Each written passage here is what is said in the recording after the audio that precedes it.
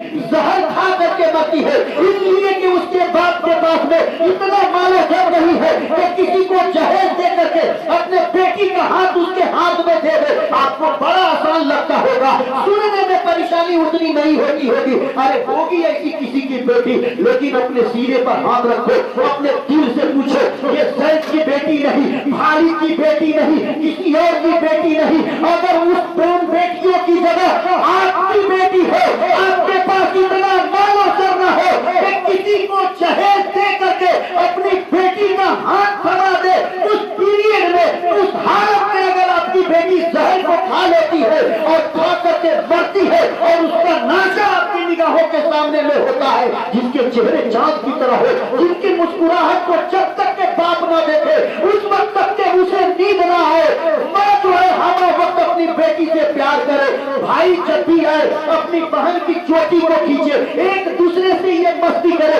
ایک دوسرے کے بغیر ان کو سکون نہ ملے، ایک دوسرے کے بغیر یہ نہ رہ سکے۔ اگر ایسی بیٹیاں دم توڑتی ہیں نوجوانی کی حالت میں اور اس کے ناشے آپ کے چوکھٹ پہ پڑے ہو، تو پھر اپنے دل سے پوچھو، اے دل بتا، تو آپ کا دل یہی کہے گا کہ دنیا کی تمام مصیبتیں ایک طرف اور یہ مصیبت نہیں کہیں گے آپ، بالکل کہیں گے، لیکن ہم تو پڑھتے ہیں، ہم تو سنتے ہیں، احساس نہیں ہوتا۔ میرے سرکار نے کہا کہ نکاح کو آسان کرو، یوں ہی نہیں فرمایا شادی کو آسان کرو۔ آسان کرنے کا کیا مطلب ہے؟ جہیز بہت زیادہ طلب نہ کرو۔ حضرت آدم علیہ السلام نکاح کیے، اس کے بعد میں انبیاء اکرام نے نکاح کیا، میرے سرکار نکاح کیے، صحابہ اکرام نے نکاح کیا، تابع تابعین نے جو ہے نکاح کیا، محدثین کیے، مفکرین کیے، مدبرین کیے، صلحاء کیے، یہ تمام کے تمام نکاح کیے۔ جب ہم ان کی تاریخ کو پڑھتے ہیں تو تاریخ کے اوراق میں سنہرے لفظوں میں لکھے ہوتے ہیں، سوائے لڑکی کے آپ نے کچھ طلب نہیں کیا۔ اس لیے اس دور میں دیکھیں گے کہ ہماری بیٹیاں گھر چھوڑ کر کے بھاگنے پر آمادہ نہیں ہوتی تھی۔ جب اس دور کی تاریخ کو آپ اٹھائیں گے تو آپ دیکھیں گے اس دور کی بیٹیاں زہر کھا کر کے اپنے آپ کو ہلاک نہیں کرتی تھی، اس دور کی بیٹیاں اپنے جسم میں آگ لگا کر کے مرنے کو تیار نہیں ہوتی تھی، اس دور کی بیٹیاں جو ہے اپنے آپ کو ہلاکت کے جہانے میں اپنے آپ کو نہیں ڈالتی تھی، موت کے منہ میں اپنے آپ کو نہیں ڈالتی تھی۔ لیکن جب اس دور کو دیکھتے ہیں، اس سماج اور سوسائٹی کو دیکھتے ہیں، اس دور کے لوگوں کے تھنکنگ کو ہم جب دیکھتے ہیں، ہم اپنے نظریات پر جب غور و فکر کرتے ہیں تو یہ تمام کے تمام برائیاں اس وجہ سے جنم لیتی ہیں۔ بیٹیاں اس لیے دم توڑتی ہے کہ ہم نے جہیز جیسے عظیم خرافات کا ایجاد اس کو اتنی ترقی دے دیا ہے اور اتنے عروج اسے بخش دیے ہیں کہ بیٹیاں دم توڑ رہی ہیں۔ میرے قوم ملت کے نوجوانوں، اب آئیے اتنی بات آپ سمجھے تو ایک حدیث پڑھتا ہوں، ختم ہونے کے بعد میں آپ کو سبحان اللہ پڑھنا ہے۔ میرے سرکار فرماتے ہیں، اذا صلت المرأة خمسها وصامت شهرها وأطاعت زوجها وحفظت فرجها ودخلت الجنة۔ جہیز طلب کرنے والے نوجوانوں سنو، تمہیں دنیا کے مال سے، دنیا کے جاہو جلال سے بہت زیادہ پیار ہے، اس کے لیے تم پاگل ہو،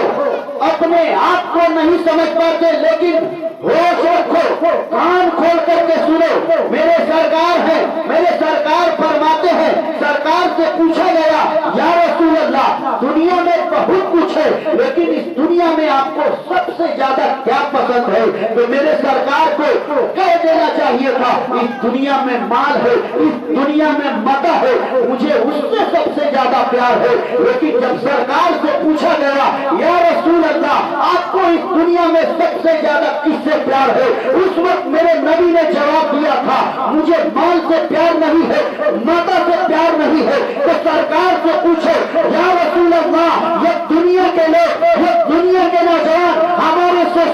کے لوگ، ہمارے محلے کے لوگ، ہمارے جو ہے ملک کے لوگ بالکل جو ہے مال کے پیچھے پاگل ہے، اتنے پاگل ہے کہ ضرورت پڑے تو کسی کو گولی مار دے، ضرورت پڑے تو کسی کی گردن کاٹ دے، ضرورت پڑے تو کسی کے گھر کو اجاڑ دے، ضرورت پڑے تو کسی کو گھر سے بے گھر کر دے۔ میرے سرکار سے پوچھو یا رسول اللہ کوئی انسان ہے؟ یا رسول اللہ، یا حبیب اللہ، یہ انسان ہے، یہ مال سے زیادہ محبت کرتے ہیں، مال کے پیچھے اتنے پاگل ہے، لیکن یا رسول اللہ اس کائنات کو رب نے وجود بخشا ہے تو آپ کے سچے میں بخشا ہے، ہم نے خدا کو جانا ہے تو آپ نے سچے میں جانا ہے، آسمان کے سمیانے رب نے لگائے ہیں وہ آپ کے سچے میں، زمین کے بستر رب نے لگائے ہیں وہ آپ کے سچے میں، آسمان میں جو ستارے ہم دیکھتے ہیں وہ آپ کے سچے میں ہے، اس دنیا کے پاگل پہاڑ کو جو ہم دیکھتے ہیں یا رسول اللہ وہ آپ کے سچے میں،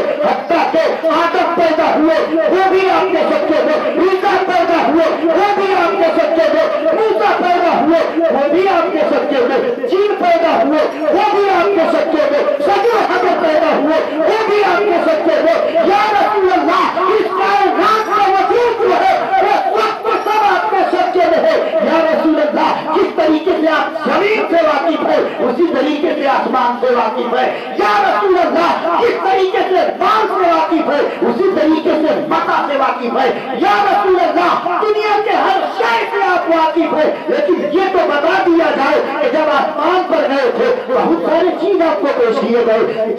جب معراج میں جا رہے تھے وہاں پر اپنے مفلسی کو پسند کیا تھا، مال کو چھوڑ دیا تھا، لیکن وہ تو آسمان کی بات تھی، لیکن آپ تو دنیا میں ہے، اس دنیا میں زندگی گزارتے ہیں، آپ نے نکاح کیا ہے، 11 بیویاں ہیں، آپ کے بچے بھی ہیں، آپ کے خاندان کے لوگ بھی ہیں، یا رسول اللہ وہ تو معراج کی بات ہے کہ وہاں جب پیش کیا گیا تو آپ نے مفلسی کو تلاش کیا، لیکن یا رسول اللہ یہ دنیا ہے جہاں بغیر مال کے جو ہے گزارا زندگی مشکل ہے، آپ کیا مال سے محبت کرتے ہیں؟ آپ مال سے محبت کرتے ہیں؟ میرے سرکار فرماتے ہیں نہیں، یا رسول اللہ آپ متا سے محبت کرتے ہیں؟ میرے سرکار فرماتے ہیں نہیں۔ پھر میرے سرکار سے پوچھے یا رسول اللہ کس چیز سے محبت کرتے ہیں؟ میرے سرکار فرماتے ہیں میں عورتوں سے محبت، اس سے تھوڑی سی ذمہ داری اور علمی باتیں اگر آپ نے سماعت کیا تو علمی باتیں تھوڑی سی میں کروں گا، کس سے؟ میرے سرکار نے فرمایا عورت سے۔ پتہ یہ چلا کہ اس زمین سے زیادہ قیمتی، مالو متا سے زیادہ قیمتی، اور میں کہوں آسمان سے زیادہ قیمتی، اگر میں یہ کہوں چاند و سورج سے زیادہ قیمتی، اگر میں یہ کہوں سونے سے زیادہ قیمتی، اگر میں یہ کہوں چاندی سے زیادہ قیمتی، اگر کوئی شے اس دنیا میں ہے تو وہ عورت کیا ہے؟ عورت ہے۔ اب سب سے قیمتی شے ایک باپ ہے، کما کر کے لاتا ہے، ایک ایک پیسہ جمع کرتا ہے، جمع کرنے کے بعد میں جب بیٹی کے رشتے کی بات ہوتی ہے تو بات ہونے کے بعد میں باپ جو ہے کبھی فریج خریدتا ہے، کبھی کولر کو خریدتا ہے، کبھی تکیے کو خریدتا ہے، کبھی بیڈ شیٹ کو خریدتا ہے، کبھی اس کے لیے پلیٹ کا انتظام کرتا ہے، کبھی اس کے لیے جو اس کی ضرورت کی چیزیں ہیں وہ تمام چیزیں مہیا کر دیتا ہے۔ باراتی لوگ آتے ہیں، قسم قسم کے کھانے ان کے سامنے میں پیش ہوتے ہیں، سب کے سب کھاتے ہیں، کھانے کے بعد میں اپنے گھروں کو جاتے ہیں، باپ نے جو اپنی بیٹی کے لیے خرید رکھا ہے اب دولہے والے سب سامان کو لے کر کے اپنے گھر پہنچتے ہیں، ایک طرف سے نند آتی ہے، ایک طرف سے ساس آتی ہے، ایک طرف سے دیور ہے، ایک طرف سے رشتے دار کے دوسرے لوگ ہیں، سامانوں کو دیکھتے ہیں، ان اشیاء کو دیکھتے ہیں، دیکھ کر کے جو ہے کوئی اس میں ہوتا ہے بہت خوش ہو جاتا ہے، کوئی ہوتا ہے ان چیزوں کی تعریف کرنے لگتا ہے، لیکن بعض اسی گھر میں ایسے ہوتے ہیں اس کا باپ کیا دے سکتا ہے، وہ تو فقیر ہے، یہ غریب باپ کی بیٹی ہے۔ اللہ اکبر، ایک باپ اپنے لقمے کو ایک لقمہ زیادہ اس لیے نہیں کھایا کہ اگر 2 لقمے میں سے ایک لقمہ میں نے کھایا اور ایک لقمہ بتایا تو بیٹی کے جہیز کے کام آ جائیں گے، اس باپ نے اپنے پیٹ کو کاٹا ہے، اس باپ نے اپنے نیند کو دوائی ہے، اس باپ نے دھوپ کی تپش کو برداشت کیا ہے، اس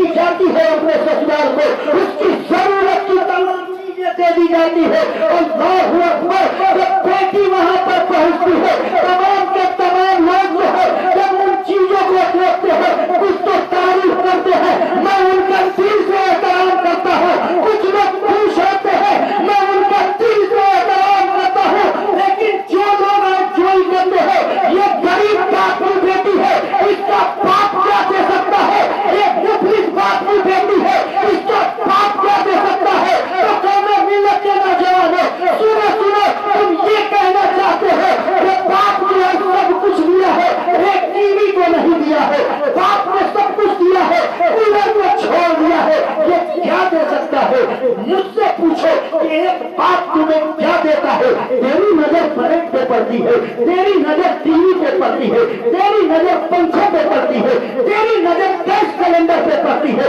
तेरी नजर चावल पे पड़ती है, तेरी नजर बिस्तर पे पड़ती है, तेरी नजर बेडशीट पे पड़ती है। लेकिन नहीं नहीं, अगर मुझसे पूछो तो इसका जवाब ये है,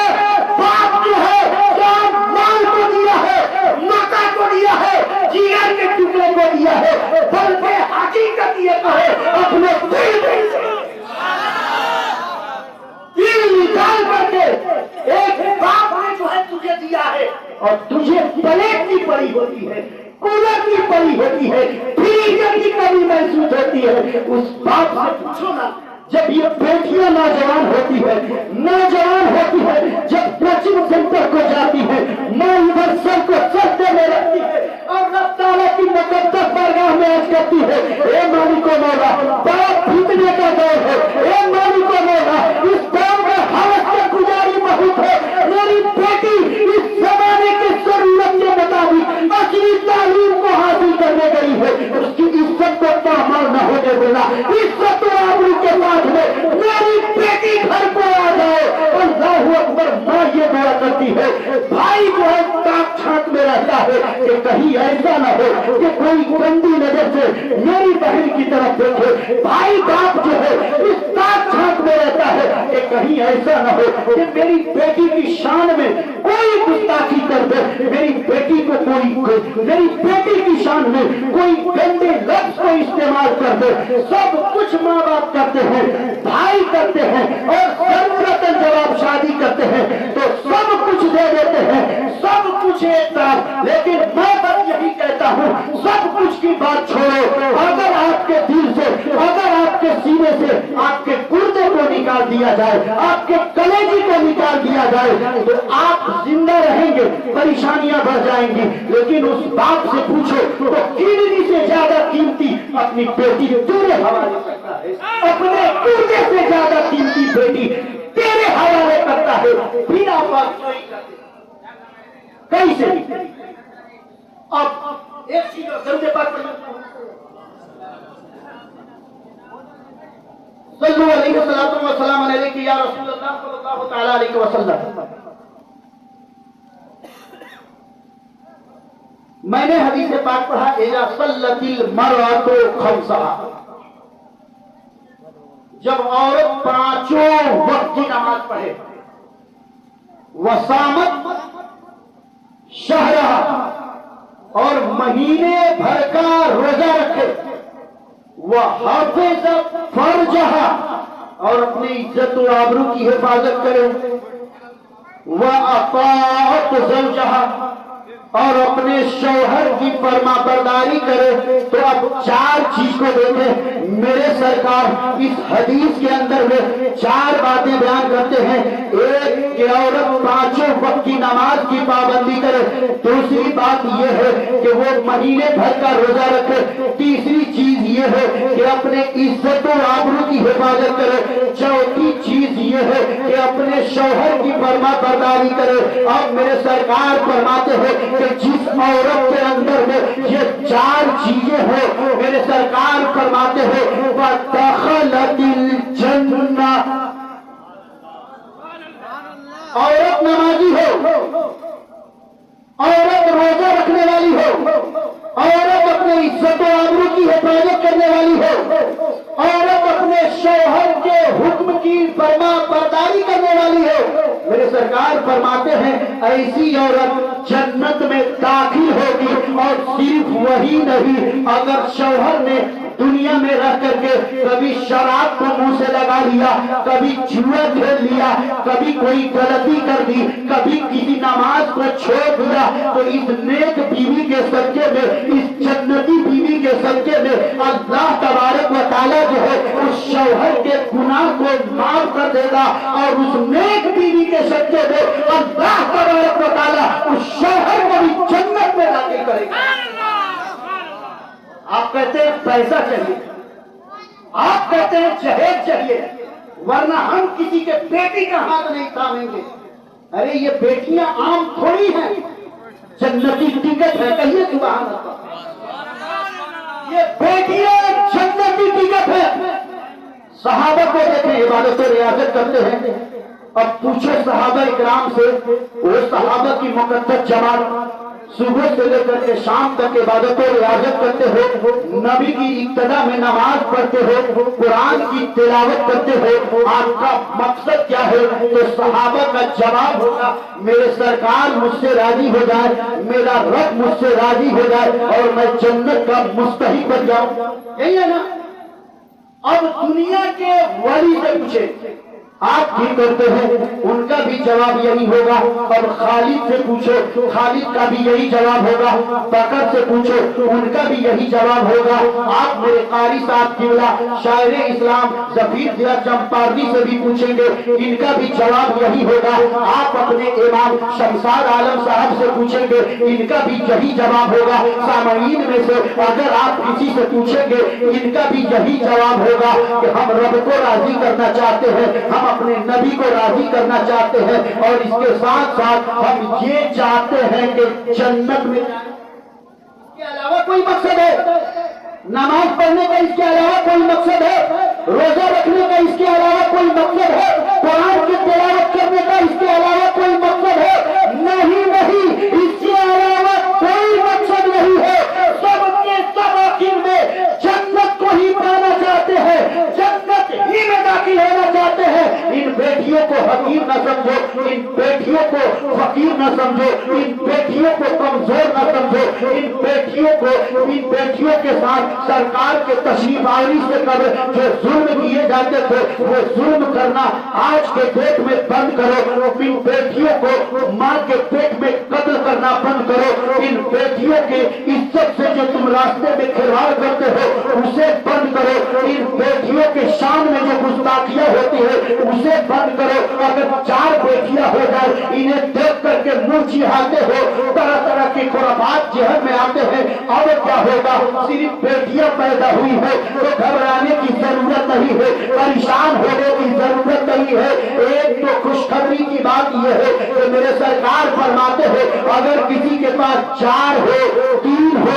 2 ہو، 1 ہو، تو میرے سرکار فرماتے ہیں اگر کسی کے پاس 4 بیٹی ہو، 3 بیٹی ہو، 2 بیٹی ہو، 1 بیٹی ہو، تو اپنی بیٹی کو نمازی بنایا، قرآن کی تعلیم دیا، شریعت کے حدود میں اس کی بیٹی زندگی گزارتی ہے، تو گزارنے کے بعد میں اب کیا ہوتا ہے؟ جب وہ بیٹی بالغہ ہوتی ہے، جب وہ بیٹی سن کے بلوغ کو پہنچتی ہے، باپ نے رشتہ تلاش کیا اور ایسے دولہے کا انتخاب کیا جو دولہا نمازی ہے، جو قرآن کا تلاوت کرنے والا ہے، جو شریعت کے حدود میں زندگی گزارنے والا ہے۔ میرے سرکار فرماتے ہیں بیٹیوں کی تربیت اس نے کی، اچھی تربیت کی، دین کی تعلیم دی، اور دیندار لڑکے سے اپنی بیٹی کی نکاح کر دیا، تو میرے سرکار فرماتے ہیں اب جنت اس کے ہو گئے، اب جنت اس کے ہو گئے۔ آپ دنیا میں آئے، حضرت ثابت کیا کا نام آپ نے سنا؟ ایک استاد ہی کی بات تھی، کتنے برس بلٹ کی ٹہنی پکڑ کر کے کھڑے رہے، کچھ کھائے بھی نہیں، इस तरीके से बहुत अलिया इकराम मिलेंगे। आप उनसे पूछिए हजरत इतना कुछ करने की क्या जरूरत है, उनका जवाब ये होगा मेरे नबी मुझसे खुश हो जाए, मेरा रब मुझसे राजी हो जाए और आखिरत में मेरा ठिकाना जन्नत बने। ये मेरे कौम मिल्लत के नौजवानों, इतने साल जो है भूख से प्यास की शिद्दत को बर्दाश्त करके एक टहनी को पकड़ करके जग करके इतने मेहनत और मशक्कत करके सबकी मंजिल वही है क्या? सब यही हासिल करना चाहते हैं, सबका मकसद यही है कि जन्नत में दाखिल हो। लेकिन मैं आपसे पूछूं, जहां जो है सहाबा इकराम जन्नत की तलाश कर रहे हैं, सहाबा इकराम जन्नत की तलाश में है, ताबईन इकराम जन्नत की तलाश में है, ताबईन जन्नत की तलाश में है, बल्कि ये कहो गौसे पाक जन्नत की तलाश में है, यहाँ तक के कहो गरीब नवाज जन्नत की तलाश में है, ये भी कह लो आला हजरत जन्नत की तलाश में है, ये भी कह लो तेगे अली जन्नत की तलाश में है, ये भी कह लो मस्जिद के इमाम साहब भी जन्नत के तलाश में है। लेकिन मैं आपसे पूछूं, सब जन्नत के तलाश में है, लेकिन ये जन्नत है कहाँ? तो मेरे सरकार फरमाते हैं इस जन्नत को जा करके तुम मस्जिद में, मैदान में, दुकान में, गलिये में, मार्केट में कहीं और मत ढूंढो। जन्नत के क्यारियों में से एक क्यारी जन्नत को मेरे सरकार ने करार दिया है, लेकिन मुकम्मल जन्नत को अगर आपको तलाश करना हो तो मेरे सरकार फरमाते वो औरत के कदम के नीचे। बात समझ गए? उस जन्नत को कहां रखा गया? माँ के कदम के नीचे। अब ये माँ मर्द है क्या? नहीं, ये माँ औरत ही होती है। और ऐसी अजीब नेमत को जहां सहाबा पहुंचने की कोशिश करे, जहां ताबईन पहुंचने की कोशिश करते हैं, जहां दुनिया के सब लोग कोशिश करते हैं, अगर हिंदू धर्म में देखें तो वो स्वर्ग से तारीफ करते हैं, वो भी कोशिश करते हैं कि हम स्वर्ग में पहुंचे, लेकिन उस स्वर्ग को, उस जन्नत को रखा कहा गया है? औरतों के हिकारत की नजर से मत देखो, तंग नजरी के बुनियाद पर उन्हें मत देखो, उनके इज्जत को पामाल करने की कोशिश न करो, इसलिए कि ये औरत जहां जन्नत की टिकट है उसी जन्नत को अपने कदमों तले लिए। छोटी मोटी बात नहीं है। एक और हदीस सुन ले, एक और हदीस, ईमान ताजा हो जाएगा। मेरे सरकार फरमाते हैं मन रज़क़हुल्लाहु इमरातन सालिहतन फक़द आनहु अला निस्फ़ दीनिही फलियत्तक़िल्लाह फी निस्फ़िल बाक़ी। अगर कोई नौजवान हम में से निकाह करता है और निकाह जब किया है इत्तेफाक से रब तबारक व तआला का दरियाए रहमत जोश में आया है, रब ने उसके ऊपर फजल कर दिया है, रब की रहीमी उस पर गाली बारी है और उसने अपने बंदे को एक नेक सीरत खातून को उसके निकाह में दे दिया है। मेरे सरकार फरमाते हैं अल्लाह ताला ने उस बंदे की मदद की इस बात पर कि उस औरत के, नेक खातून के उसके निकाह में आने की वजह से अल्लाह तबारक व तआला उस मर्द के आधे दीन को, आधे दीन समझते हैं, एक नेक बीवी अगर अल्लाह ताला दे दे, आप निकाह करते हैं, नेक बीवी आ जाती है, आधा ईमान मुकम्मल। कहिए सुभान अल्लाह। नेक बीवी आ गई है निकाह में, तो मेरे सरकार फरमाते हैं आधे ईमान को तूने मुकम्मल कर लिया। वलियत्तक़िल्लाह फी निस्फ़िल बाक़ी, और बात रह गई आधे ईमान की, तो इसमें रब की इबादत करो, हज करो, रोजा रखो, कुरान